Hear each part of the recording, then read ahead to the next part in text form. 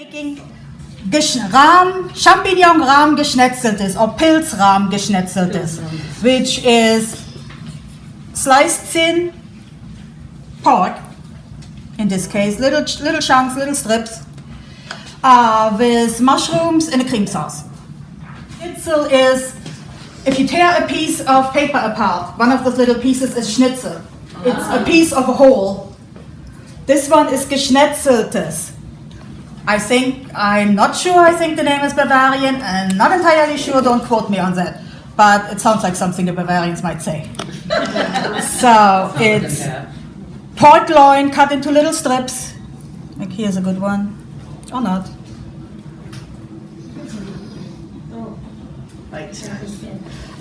With mushrooms, onions, raws, and at the end cream will be added. So here's the half and half heavy whipping cream. To add the cream on the end, the cream needs to be room temperature. If not, it either curdles or separates into fat and questionables. Wow. You can still eat it, still tastes good, it just doesn't look butter.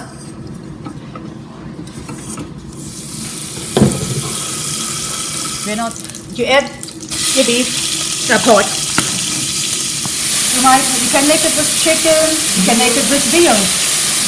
Onions go in after this is browned a little bit. I need a small one. In our cooking class, Anke is showing us how to cook Pilz-Rahm Geschnetzeltes. And these are the ingredients. We have the pork loin that's cut in small strips.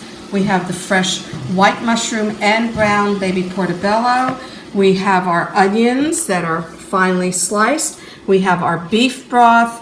We have our white wine, our spices, and the heavy whipping cream, which is at room temperature so it doesn't curdle. It will be added at the end. If you add it during cooking, it will just come apart and become curdled. What I'm using is a pepper mix. You can't see it. Is that the pepper? Yeah, it is pepper. White, black, red, and green peppercorns, all mixed together. I like the flavor of it. Wow. You can start seasoning while the meat is browning. It's just simply, mostly, salt and pepper. Very mild dish.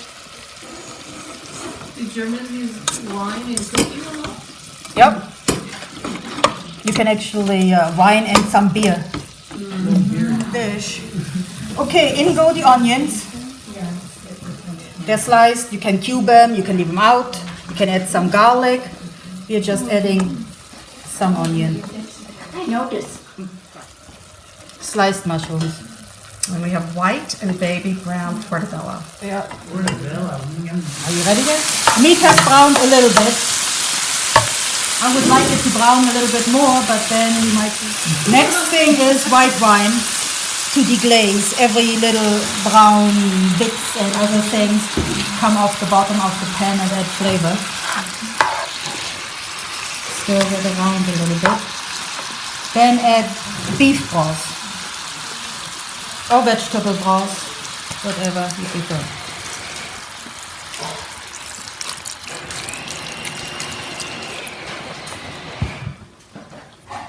And we let it cook until the fluid is reduced by half. Did you add the tomato paste? Not in this one, no. You could add, after you brown the meat, before you add any of the fluids, you add some tomato paste. Stir it around, add the red wine, dissolve it. The tomato paste doesn't have to be added. It gives a darker sauce, a richer flavor. You can add tomato paste. It will make a darker sauce, a reddish brown sauce. Not deep dark because you're adding the cream on the end. For this one I decided to do something different or something that is more traditional and have a light cream sauce. Could use sour cream. You have to be careful because that might also separate. So room temperature, you can use crème fraîche, which would be the best thing. It does not separate. You could use yogurt, which will separate. Greek yogurt. Now is the time to season. Do I want flour? Do I want anything? And it's been cooking for about half an hour. Been cooking for about half an hour. What is it? A little bit of paprika in there. I want the white sauce, so I'm not going to add too many colorful spices, otherwise that's not going to work. The next thing, last thing, is the cream. And you add it slowly. You don't want too much because you don't want it to separate. You want to lighten the sauce. You don't want it to curdle.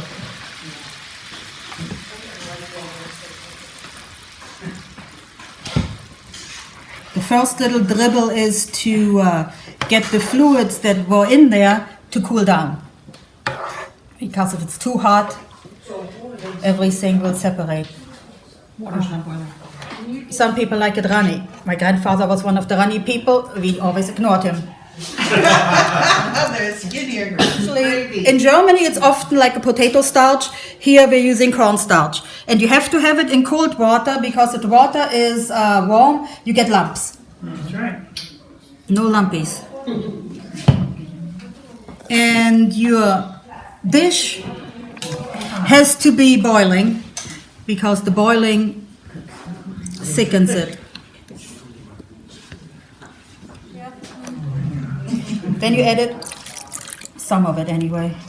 If you add too much, it thickens up too much, and then it's getting less runny, it's getting a little bit more substantial.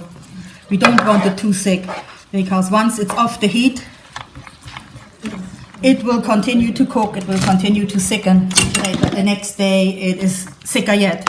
So what we have now is something that if you run your spoon through it, it leaves a trail. So once again, trail fills. And hunters used to make it. They went into the forest, they knew what mushrooms to pick, they didn't kill themselves with them, and this is something they came up with. And wild boar. Wild boar, sometimes other game meat, whatever they had. Whatever they got.